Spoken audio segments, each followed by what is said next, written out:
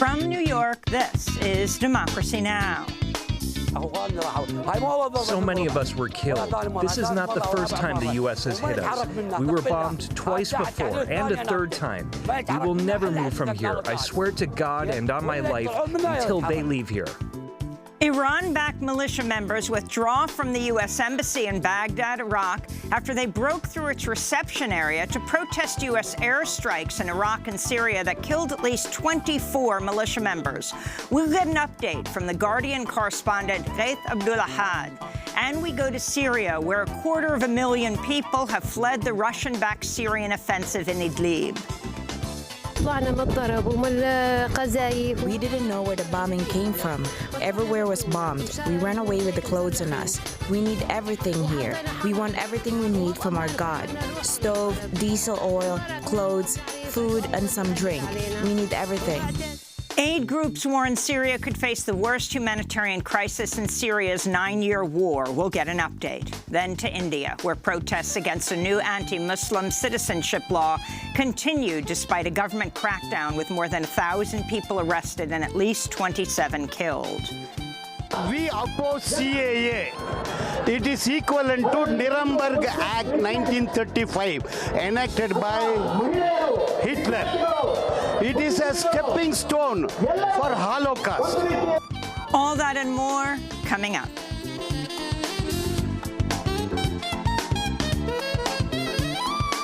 Welcome to Democracy Now!, democracynow.org, The War and Peace Report. I'm Amy Goodman. In Iraq, members of an Iranian-backed militia and its supporters have withdrawn from the Green Zone after a 2-day standoff outside the U.S. Embassy in Baghdad. The militia members broke into a gatehouse at the perimeter of the sprawling embassy Tuesday, setting fire to the structure.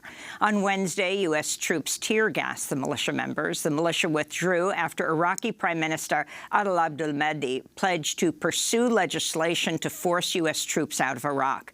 This is Mohammed al-Haidari of the Popular Mobilization Forces. The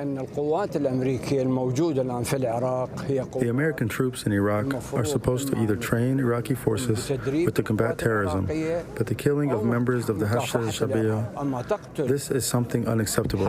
So for this reason, we are coming here until the U.S. troops leave Iraq.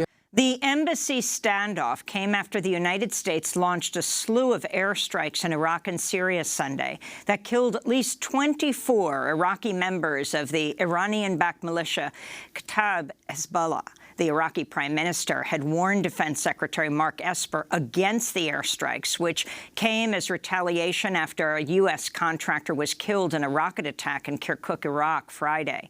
The Pentagon's now sent 750 more troops to the Middle East, and Secretary of State Mike Pompeo has delayed a trip to Ukraine and 4 other nations. The showdown at the U.S. Embassy in Baghdad comes amidst months of anti-government protest in Iraq.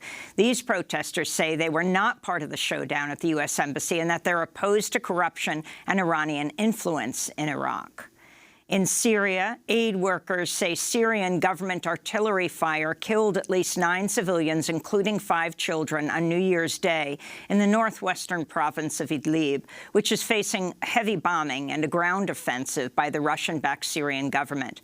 Aid workers say at least 16 more civilians were injured in the cluster munitions bombing of a school where displaced people were taking refuge. Over the last month, nearly 300,000 civilians have been forced to flee the Syrian government's offensive against Idlib, which is home to about 3 million civilians, more than 75% of whom are women and children. Since April, at least 60 health facilities have been bombed in the region, sparking the United Nations to launch a limited inquiry into 7 of the incidents. We'll have more on the offensive in Idlib later in the broadcast.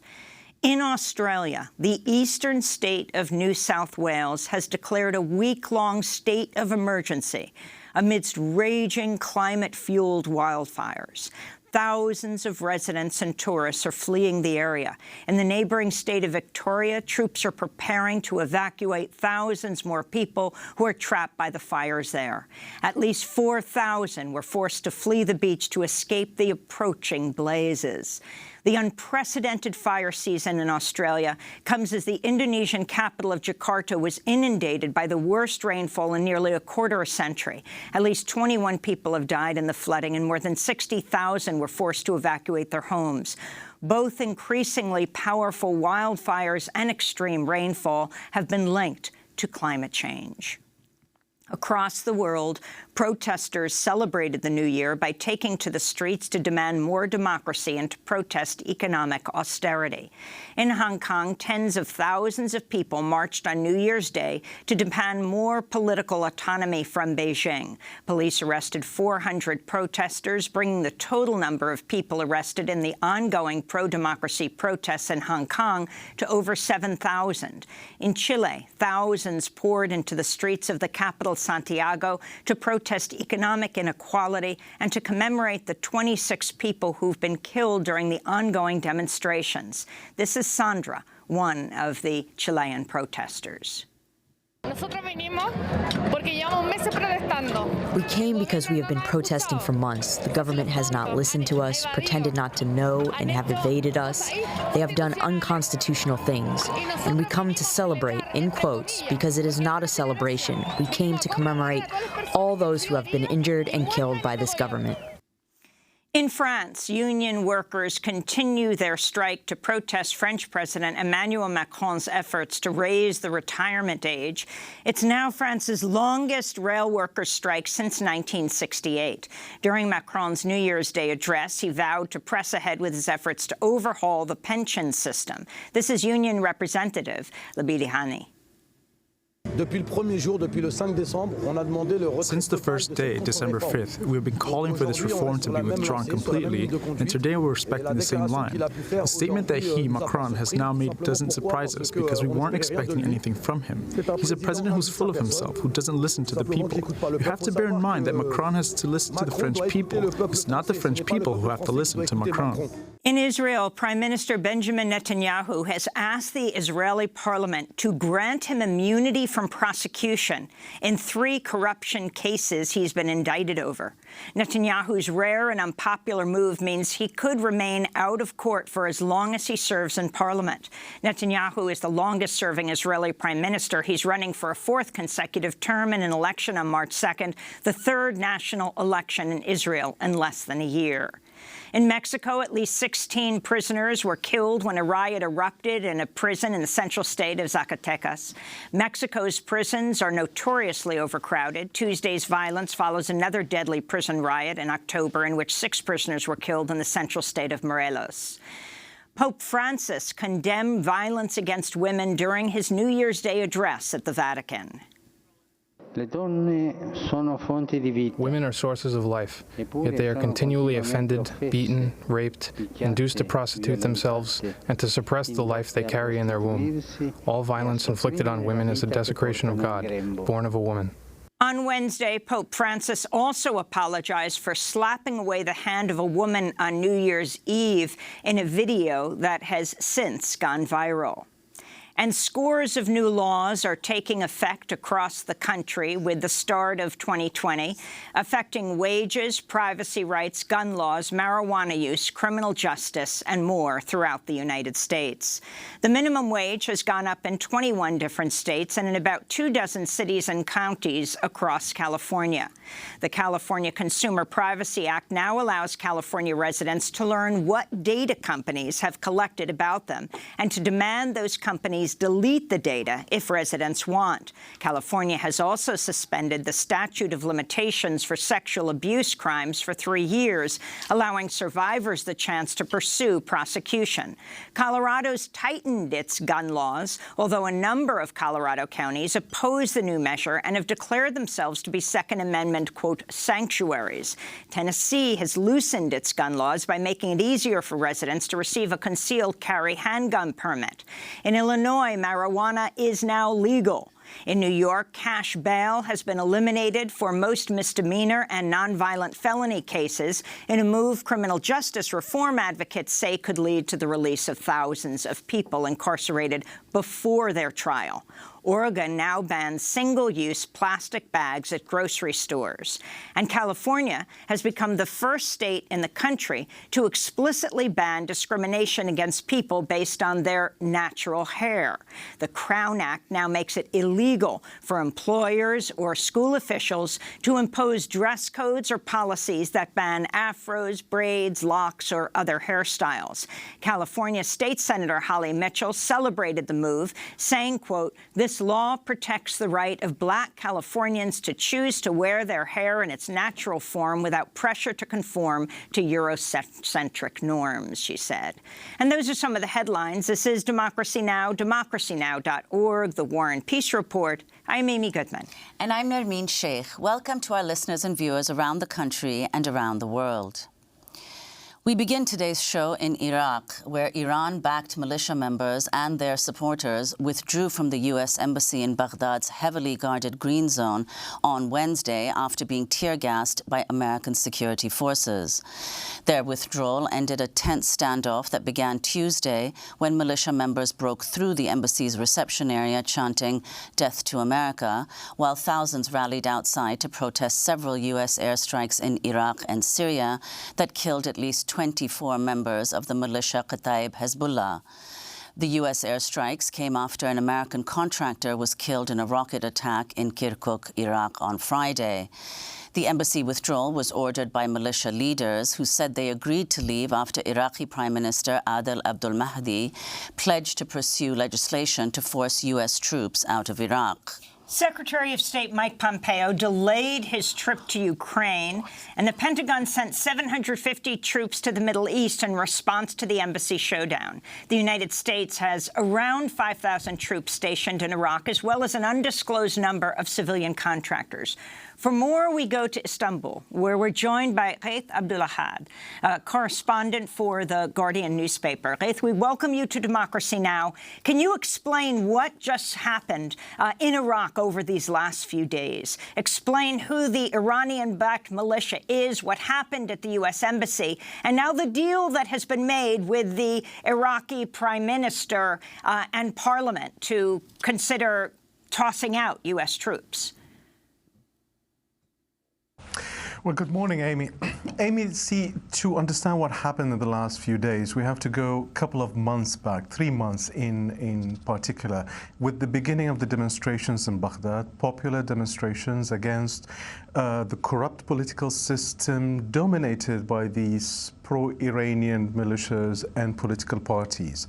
For the last 3 months, these militias and their political parties have been on the back foot because Iran and these militias have been associated with corruption, with misrule, with the worst kind of, service system in this country. So suddenly, and along these last couple of months, certain things been happening really away from the media. So there's almost attacks, bi-weekly attacks on shared Iraqi and American bases, the last of which killed a contractor, but 2 weeks or 3 weeks earlier, 2 Iraqi soldiers were seriously hurt. At the same time, you have the kidnapping, detention, disappearance of a lot of the activists who participate in these demonstrations. So these militias have been on the back foot, and then suddenly they've managed to bait the Americans into this airstrike, which killed 24 Iraqi fighters, because we have to remember that these militias are part of a government structure. So they killed 24 Iraqi fighters on Iraqi soil. And that has been the trigger for these demonstrations. So suddenly in the past 2-3 days, these militias, these powers, political powers, roughly considered Iranian-backed, pro-Iran, have all managed to regain the initiative by portraying themselves, by portraying all what's happening in the country in the past 3 months as a struggle between America on one side and Iran on the other side. I mean, you see the graffiti on the walls of the embassy, Qasem Soleimani, my leader, Iran stays free. It's all these anti-American chant, pro-Iran chant. And by association, they've managed to portray the demonstrators as all members of this American plots working to destabilize the Iraqi government. So this airstrike of the last week have been the best gift these militias could aspire for, because it just transformed the political narrative in Iraq today. Ghaith, could you give more background on the role that Iran has been playing in Iraq, and explain? You just said that the graffiti on the U.S. embassy included saying that my leader Qasem Soleimani. Could you explain who he is and how you think these U.S. strikes might change the dynamic both of the protests as well as what these militias will now do, the role they'll now play in Iraq? Again, to go back to these demonstrations, you see a very corrupt political system in Iraq. Now, this political corrupt system, dominated by either religious political parties or militias, all backed by Iran. So by association, the people in the street are denouncing Iranian interference in Iraq, one, for their support of these militias, and second, for what they perceive as an Iranian interference in Iraqi political affairs, but mainly for the support of these, Shia politicians in Iraq. Now, in that theme of anti-Iranian sentiment has been central to the Iraqi demonstration of the past 3 months, which have pushed the political parties supported by Iran, the militias, to a one corner versus the Iraqi street on the other corner. And that has been the narrative. But then there is another narrative that goes in the Middle East, which is this bigger Iran versus America conflict, which as an Iraqi, and as many Iraqis fear, is we fear that Iraq will become the next battleground between Iran and the United States. Where will they fight? The Americans and the Iranians will not fight in Tehran or in New York. They will fight in Basra or in Baghdad or in other places in the Middle East. So Qasem Soleimani, the considered godfather of all these militias in Iraq, exaggerated role, of course, but this is what people talk about. But mostly the militias, the members of the popular mobilization units, have been pushed to the corner, trying, A, to defend their biggest ally, Iran, but also try to justify their role in Iraqi politics. Now, many of the people, many of the kids demonstrating in the streets, they're also Shia. They also served in these militias. But then when the war against ISIS finished, those kids came back to see that the bosses, the warlords of these militias have enriched themselves, while the majority Shia South is still poor. That dynamic, that shifted the dynamic of demonstrations from before. It is Shia kids demonstrating against Shia militias. So it is the most important thing that's happened in Iraq in the past 30, 40 years, this demonstration. Now, for the past 3 months also, these militias have been trying to say, oh, this is all an American plot. And this is where we are today. We are in a situation where the demonstrators in Baghdad have to justify, to explain that they are not part of an American plot targeting Iran or the role of these militias. So explain now what's happening with the caretaker, Iraqi prime minister, who's already said he's leaving. The U.S. troops moving in and tear gassing, some media outlets have described it, and that's why the militias pulled out. But others said they had already decided to pull out once they say they got the agreement of the Iraqi prime minister to push in the parliament to pass a bill that has been there for some time, but this has added strength, to pass a bill to toss the U.S. troops out. These are all theatrics. I mean, the people who participated on the attack on the embassy were senior security advisor, head of parliamentary bloc. Between them, those pro-Iranian militias and parties, they have more than 160 members of the parliament. They could have called for the removal of U.S. forces, not today, not with this airstrike, long before. So all of these theatrics is to try to vent some anger in the street. I mean, the Iraqi government, the Iraqi Prime Minister, unfortunately, know very well that the Iraqi army, the Iraqi security forces cannot stand 16 years after the toppling of Saddam Hussein on their own without American support, which is a disgrace with all the billions of dollars spent on them because of the corruption, mismanagement, you call it. Today in Iraq, we have 2 militaries. Some say 3. We have a sort of official government, army, police force, special forces, whatever.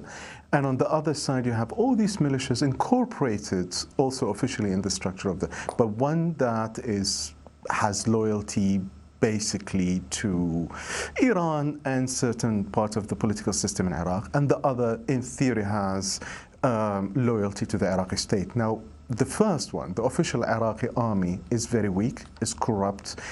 Only certain element of it can stand on its own versus a very powerful militia. So this is the complicated situation in Iraq. This is the layers of complication. It's not only demonstrators against corrupt government, it's also demonstrators against very strong militias, and within the larger American-Iranian conflict. So to go back to your question, yes, they will table a motion that will call for the removal of all American troops out of Iraq, but will that be achieved? Can they actually achieve that? I mean, it's Maliki, Noor al-Maliki, the former prime minister, who signed the agreement with the Americans. So can they just remove all the Americans?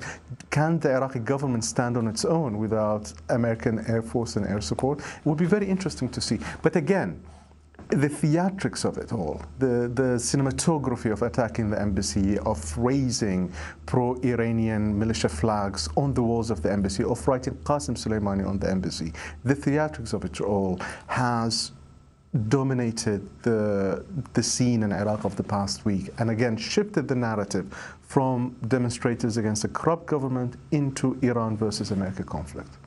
And could you explain, Ghaith, what you think the effect has been of the Trump administration withdrawing from the Iran nuclear deal and the effects of this maximum pressure sanctions that have been placed on Iran by the Trump administration, and how that's altered what Iran is doing in Iraq? Simply put, disastrous, Amy. Disastrous in every single aspect on the Iraqi politics and Iraqis. I mean, we have to remember Iranian influences and Iranian-backed militia did not exist in 2003, pre-American invasion of Iraq. The Iranians, when they were labeled as part of the axis of evil, took the natural steps of any nation, which is to defend their country beyond their borders. So they decided to build and arm these militias in Iraq as a buffer zone, as a way to influence Iraqi politics and defend themselves against whatever American adventure, as they call it. And that was the situation. The Americans left and Iran became stronger and stronger in Iraq. Now, when the Americans canceled that agreement with Iran, my and other Iraqis' biggest fear was not the state of American-Iranian relationship, but my country, Iraq, because that is the battle zone. So when you apply maximum pressure on Iran, where would Iran vent that pressure? Where would Iran defend itself? But in Iraq, Saudi Arabia, and other countries along the soft belly of the United States. This is where the Iranians can hit. This is where the Americans have their military bases in Iraq. One militia commander appeared on TV, like I think last year or a couple of years ago, and said, every American in the country, every American soldier in the country, we consider as our hostage. This is where the Iranians will defend. And this was our fear when the Americans decided to do maximum pressure on Iran without any alternative, without any realistic alternative. What do you want to do? Topple the Iranian government? You keep saying no. But at the same time, you put pressure, and that pressure is reflecting really horribly in Iraqi politics and in Iraqi situation in general. So this is, sorry, so one other thing. The actual fear in the country now in Baghdad is another round of civil war. Only this one will be a Shia civil war, and that will, it will be disastrous. And this 2020, we've just entered this new year, is the presidential election. And President Trump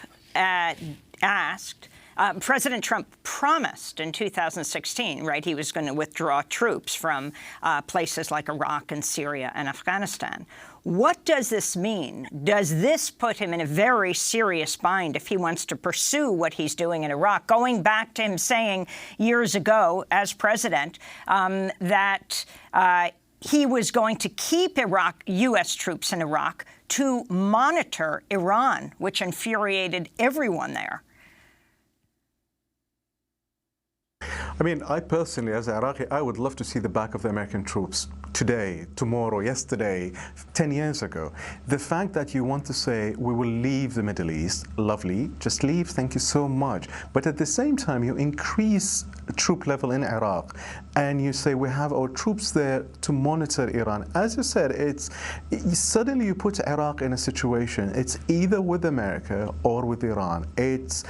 Iran is our neighbor. Iran has the longest borders with us. Iran, we've been fighting a lot with the Iranians for decades, if not centuries. We don't want to go to another war with Iran. We don't want to be the launching pad, the launching base for another American adventure in the Middle East. And yet at the same time, the agreement, the forces agreement with the United States states that the American forces are in Iraq to secure Iraqi airspace, to secure Iraqi government against attacks. So that shift in the narrative, that using Iraq as a launchpad, of course would make Iranian allies in the region jittery, accuse the Americans of plotting against them and something. And again, using that American argument to counter the demonstration in the street. This is what these militias have been doing all along, even before these strikes. So now you have the strike. Now you have this rhetoric, this Trump rhetoric. Can I tell you a small joke?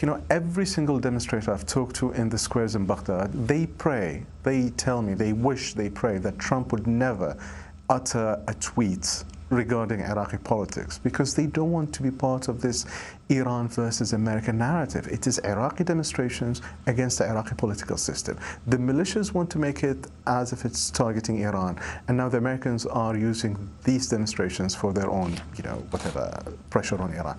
This is the delicate situation in Iraq, and it's a country awash with weapons, with militias, with military forces. And a new civil war can spark within hours, if not days.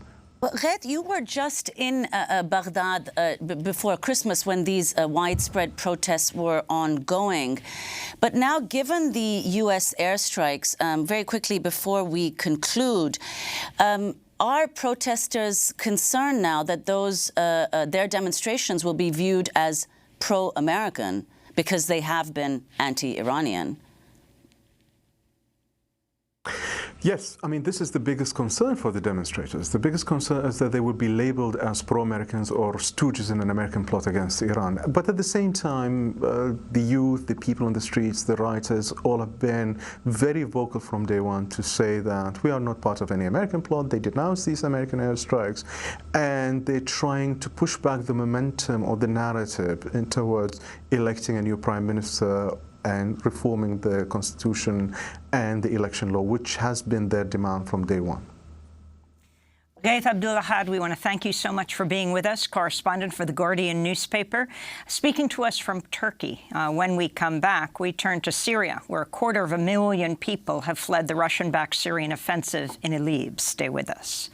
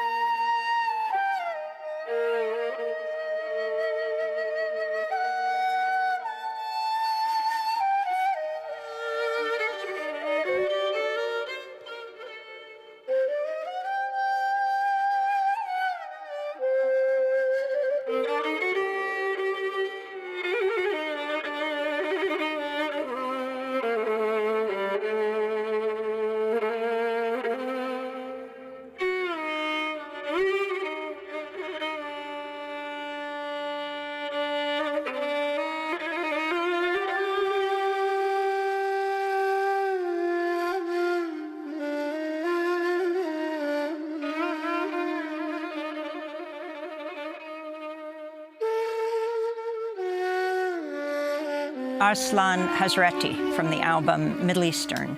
This is Democracy Now!, democracynow.org, The War and Peace Report. I'm Amy Goodman with Nermeen Sheikh. We turn now to Syria, where aid workers say Syrian government artillery fire killed at least 9 civilians, including 5 children, on New Year's Day in the northwestern province of Idlib, which is facing a heavy bombing and ground offensive by the Russian-backed Assad regime. At least 16 more civilians were injured. Over the last month, nearly 300,000 civilians have been forced to flee the Syrian government's offensive against Idlib, which is home to about 3 million civilians, 3/4 of whom are women and children. At least 2 hospitals and 14 health centers have been forced to close. For more, we're joined by 2 guests. Via Democracy Now! Video stream in Gaziantep, Turkey, not far from the Syrian border, Yassin al-Hajj is with us, a Syrian writer, dissident, and former political prisoner. And in Berkeley, California, Libna Marai, a Syrian writer, photographer, and activist who's worked in Idlib from 2012 to 14 for Reuters. We welcome you both to Democracy Now! Let's go to Turkey first. Yassin al-Hajj, can you describe what's taking place right now in Idlib? Well, as you have just mentioned, there has been Assad the offensive backed by Russians with in December, since early December, with more than 250,000 of people displaced.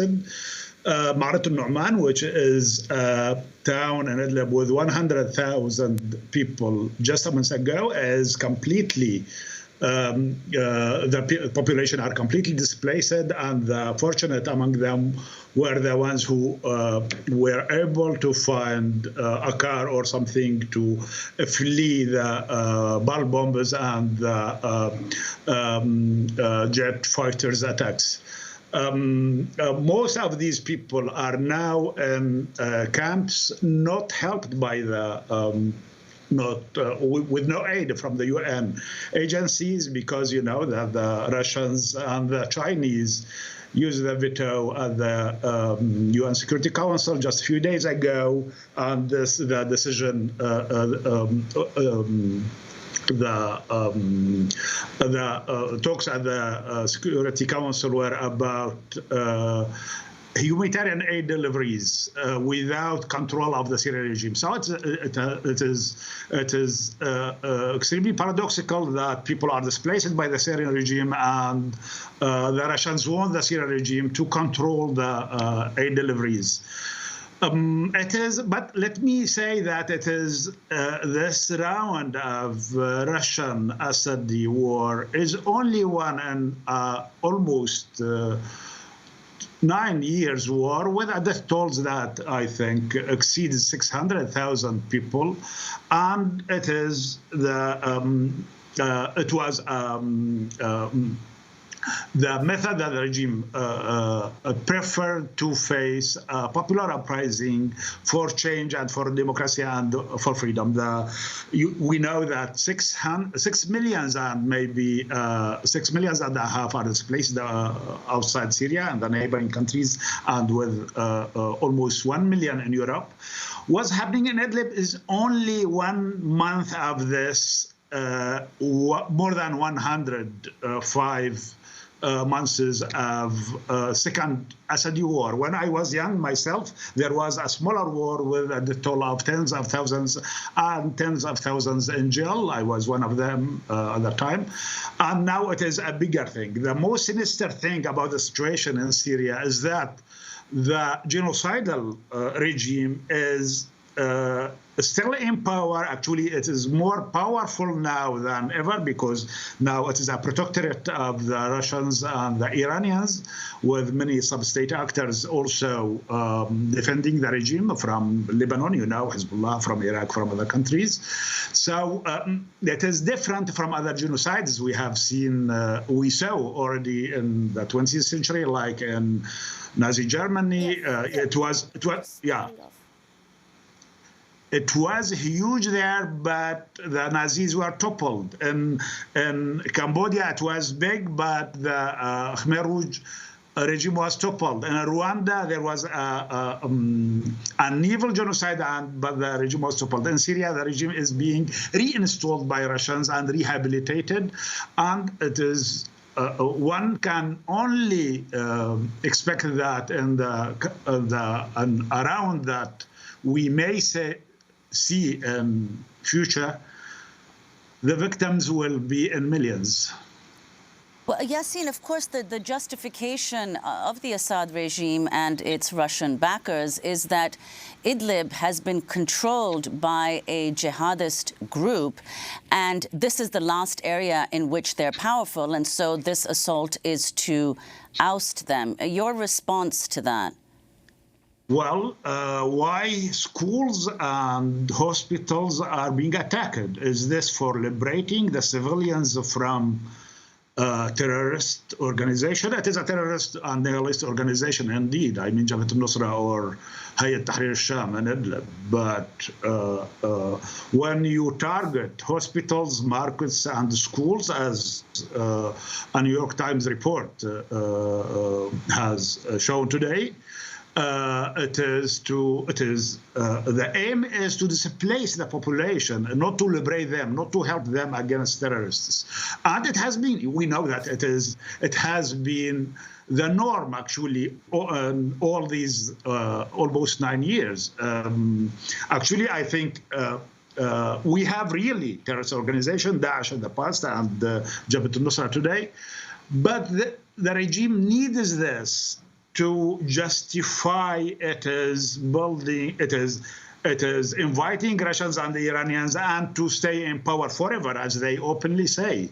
And we know that not a Russian speaker or the Assad speaker defended the people or called for a special tribunal for the terrorists and Daesh, and not a single American, by the way, or a UN speaker has called for a special tribunal for justice for the victims of terrorism. I am myself from Raqqa. I was from Raqqa, and I lived there for some time, and my brother disappeared more than 6 years ago, and many of my friends not aware.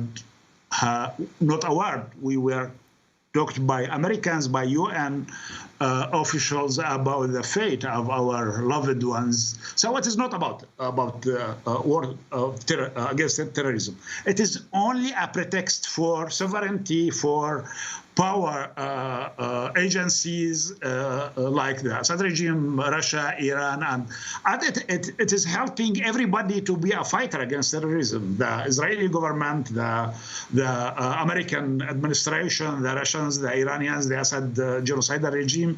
It is only a pretext. They are not helping us against terrorism. And you know that maybe 90% of the Syrian victims fell at the hands of the Assad regime and its protectors. You wrote an article, Yassin, called Terror, Genocide, and the Genocratic Turn. Explain what you mean by genocratic. It is, I built this from genos, it means tribe or race, or it is the word that used in genocide. I want to say that now it is not about democracy. It is not about the options of the people. It is about culture. Racism now is taking this cultural guise, and it is the rule of cultural majorities or minorities, like in Syria, and it is the infrastructure for genocide. They are using this grand narrative about the war and terror to justify weakening democracy, to empower those who are already powerful, and to weaken popular movements and ordinary people and independent organizations and civil society. So the world now is in this bleak shape because of the powerful is more powerful. This is happening in the US itself when Trump was elected. It's happening in India. They are using the same narrative about the war on terror happening against the Muslims in China, and it is everywhere in the world. So democracy is now in a crisis because it is not about democratic majorities. It is about cultural or racial majorities, the white supremacists in Europe and the US, and Hindus in India, and by the way, in our country, in the Arab world, I mean, in the Middle East, it is the Islamists are genocratic. They want to rule because they are the majority. It is happening in Israel, of course. Israel, as we know, that the basic law decides that Israel is the state of the Jewish people. So it is not the state of the citizens. Palestinians are excluded from this. So this democratic term is taking global, is dominant globally now, and it only promises us with genocides in the future. Genocide is becoming normalized political solution to many problems in the world. And I'm sorry to say that in the West, in the US, they have prepared the stage for this through developing, after a post-Cold War, this discourse about the war on terror. Finally, Yassine, if you could talk about what happened to your wife, to your brother. We had interviewed years ago Hassan Zaytouna, who also disappeared. And your wife and Zaytouna and her husband disappeared together. Explain who they are. Well, Samira Al-Khalil, the name of my wife, was a political prisoner for more than 4 years between 1987 and 1991. At that time, I was myself in jail as a leftist. Both of us were members of two different communist parties in Syria, but opposing the regime. Samira was an activist, and she was with Razan, who's very well-known and highly respected human rights activist in Douma, with Wael Hamada, Razan's husband, and our friend and human rights activist Nadhim Hammadi, who's also a poet. They were there, and they were abducted most probably by Jaish al-Islam, who is a Salafi military formation in Douma. They are now mercenaries of the Turkish government in the northern part of Syria. We don't know, unfortunately, we don't know anything about their fate. This happened, let me just say something about the context. This happened after the chemical massacre in August 2013, and after the chemical deal. It was a gift to the nihilist Islamist organizations, and it created a paranoia atmosphere everywhere in Syria. So they were the independent people, two women, independent one without supporters, and who were politically active against the regime, were extremely visible in that region, which was completely besieged by the Assad regime powers. And my brother and other friends were abducted at the hands of Daesh in the same year, by the way, almost in the same period, in summer of 2013. Paolo D'Ailio, the Italian religious figure, and the Syrian, who was at the same time a Syrian revolutionary, was abducted, and my doctor and my friend Ismail Hamad was abducted. So it was part of this extremely inhuman situation that was inflicted on Syrians, and with many criminal organizations that appeared in the country. Hayat Tahrir Sham and Idlib is only one of these, but the main thing is the Assad regime that has been ruling the country for 50 years now, which is one half of the whole modern history of Syria. Well, we will certainly, Yassine, link to the article, your most recent piece headlined, "The love of my life disappeared 6 years ago, but still I cling to hope," as we turn now to our next guest. So, Lubna, you are a Syrian writer and activist. Your response to this latest offensive, the ongoing offensive in Idlib, and what the situation is of these civilians there. 76% of the population there is a civilian population. Turkey has largely closed its borders. Where are these people to go? Thank you so much for having me. But before I answer this question, I think it's very important to explain to your audience why the situation in Idlib today is pretty difficult and unique at the same time.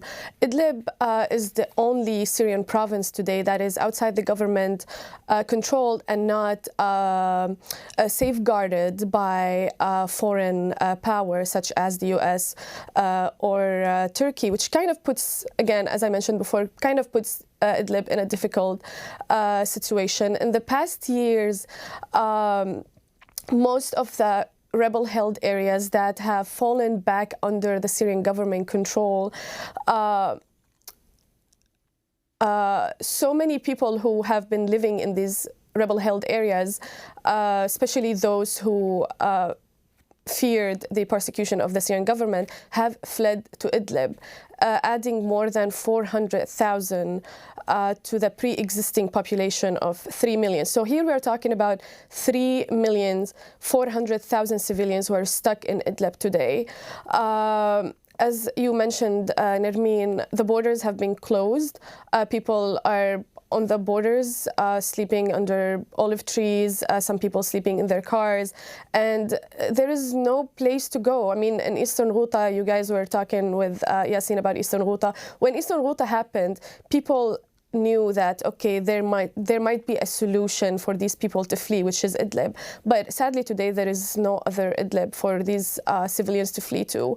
The situation is horrible, and I was talking to one of my good friends on New Year's Eve just to make sure that he's okay and he's safe. And he sadly mentioned that he has been sleeping with his wife and his 7-year-old daughter in the car on the Turkish borders. And he told me he cannot think of any solution.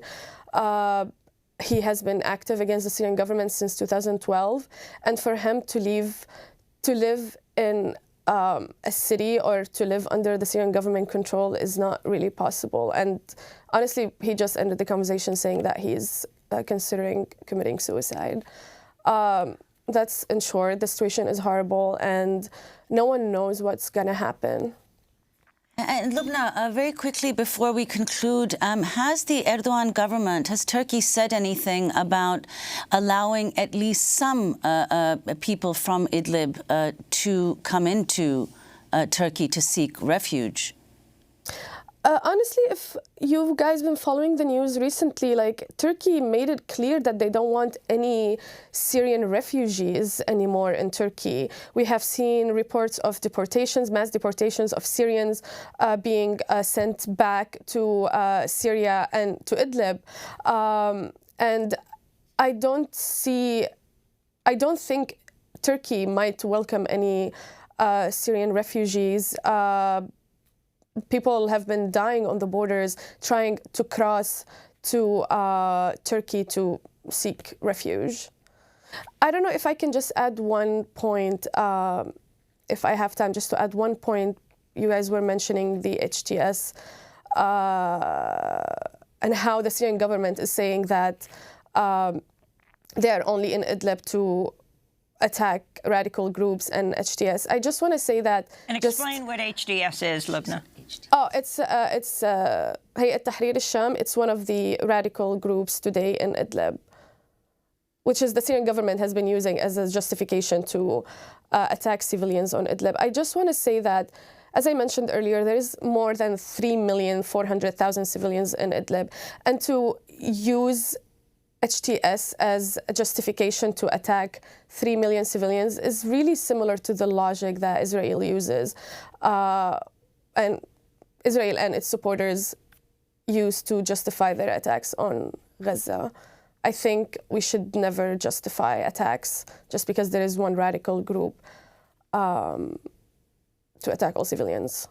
Well, Lubna Mariah, I want to thank you so much for being with us. Syrian writer, photographer, activist who worked in Idlib from 2012 to 14 for Reuters, currently writing her first book about the war in Syria. And we also want to thank Yassina Haj Salah, speaking to us from Turkey. When we come back, we go to India, where protests against the new anti-Muslim citizenship law continue despite the government crackdown that's killed at least 27 people. Stay with us.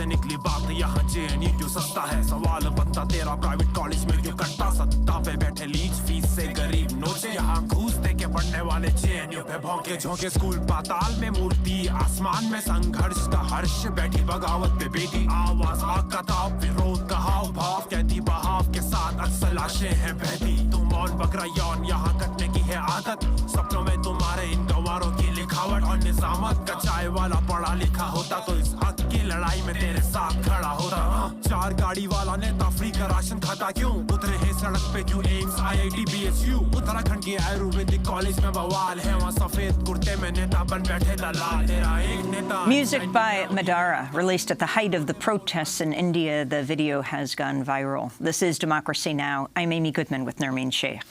We end today's show in India, where the death toll amid the government's crackdown on widespread protests has risen to at least 27 people, with over 1,000 more arrested. The protests are against the controversial new citizenship law, which provides a path to Indian citizenship for undocumented immigrants from Afghanistan, Bangladesh and Pakistan, unless they are Muslim. Opponents of the law say it's a step toward the official marginalization of India's 200 million Muslims. Paramilitary and police forces were deployed in response to the protests in Muslim-majority districts in Uttar Pradesh and New Delhi, and the internet was shut down. For more, we go to Mumbai, where we're joined via Democracy Now! Video stream by Rana Ayub, Indian journalist who's a global opinions writer for The Washington Post. Her most recent piece is headlined, India's Protests Could Be a Tipping Point Against Authoritarianism. Rana, welcome to Democracy Now! Explain. Thank you, Amy. Well, for the longest time, this government's attack on the Muslim minorities, which constitute about 250 million Muslims in the country. In the first 5 years of Mr. Modi's regime, there were lynchings of Muslims on the accusation of consuming beef or various other allegations that Muslim men are marrying non-Muslim women, so they will be lynched in the streets. There was a great deal of a dog whistle from the Prime Minister of the country, from the Home Minister of the country. Laws were being introduced. So the first 5 years of Mr. Modi's regime was about dog whistle. The second term, which Mr. Modi has just begun, is about a brazen consolidation of the Hindu vote. And so far, those who opposed Mr. Modi's majoritarian views were very passive, especially Muslims in the country. They have been very silent. They have not been a part of any protest, despite the fact that the government bringing one majoritarian act after the other. In August this year, there was a clampdown in Kashmir where the special status of Kashmir was revoked, followed by the Supreme Court judgment in the Babri Masjid's ruling, where now a massive temple will be built, and that's now on the BJP's agenda, to the Citizenship Amendment Bill in conjunction with the National Register of Citizens, wherein every persecuted minority from the neighboring country will be given citizenship except Muslims. Now, everything, if you see it in totality, is an attempt to create a Hindu nation, a country which will no longer remain a secular democracy. But for the first time, there seems to be an attempt by the citizens of the country, especially Muslims, who are out in the streets with symbols of religion. They're wearing their skull caps, women in hijab, they're stepping out. The protest in Mumbai, which is largely a very indifferent city to protest or to civil rebellion. That protest in Mumbai saw close to 200,000 people participating, reading the constitution of this country, protesting against the Prime Minister and the Home Minister of the country. So it's a good sign. It is a tipping point against authoritarianism because Mr. Modi has driven Muslims of this country to the wall. They have been silent for the last 6 years, but I think they have chosen now to break the silence because Mr. Modi is seeking to delegitimize their existence or actually make them second-class citizens in their own country where they and their forefathers have lived. These are the same Muslims who who chose India over Pakistan in 1947 during the partition. So there is this everyday humiliation which Muslims in this country are witnessing, and it's heartening to see that in the protests that are happening all over the country, it's not just Muslims, but also non-Muslims who are standing in solidarity with them to protect the very idea of India, which we have been celebrating for decades. The Gandhi's India, which has been non-violent, which celebrates the secular traditions of this country, the syncretic culture of this country, which now is under threat by Mr. Narendra Modi's government. Rana, can you explain, though, I mean, these, as you're saying, these massive protests all over India that have been taking place, is there any indication, though, that the Modi government is likely to withdraw or modify the Citizenship Amendment Act or the NRC, or indeed not to push through subsequent proposals like the Uniform Civil Code? Has Amit Shah, the Interior Minister, or anyone else in the Modi government responded to the protests by suggesting that they'll compromise? Not yet. In fact, the government has turned a blind eye to the 27 lives that have been lost in the last 3 weeks itself, out of which 20 lives, 20 were murdered in the province of Uttar Pradesh, which is ruled by a BJP chief minister. It's become like a prestige issue, and Mr. Modi and Mr. Amit Shah, the Prime Minister of the Home Minister, did not anticipate this backlash because they were seeing a very passive Indian citizenry which was not objecting to one majoritarian bill after the other being introduced in the country in the Indian Parliament. So they thought they could push one more bill, but they did not anticipate this backlash. Having said that, I think the government has decided to brazen this out. Their target audience is the majority Hindu population to whom it is trying to communicate that we are fighting and people are protesting against our decision to give you the right of Hindu supremacy. So it doesn't look like the government is going to roll back, this act yet. There is immense pressure on the Indian government. The protests have sustained itself, and that's a great sign. But I don't see them revoking this because the government has decided to brazen this out.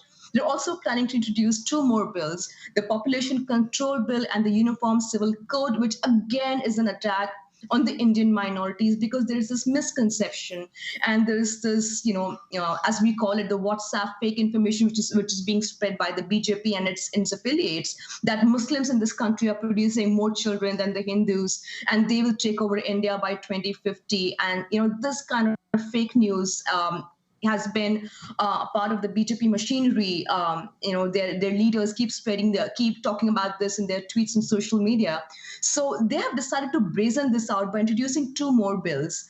Now, one has to wait and see how do the protests then impact the government's decision, because they have already taken a violent form in Uttar Pradesh, where the chief minister of Uttar Pradesh said that I will take revenge on the protesters. And 2 days later, 20 Muslims were slaughtered in a span of 2 nights. A police officer is heard telling the protesters that if you want to protest, go to Pakistan, which is basically, you're implying that, Muslims only belong in Pakistan if they have to protest.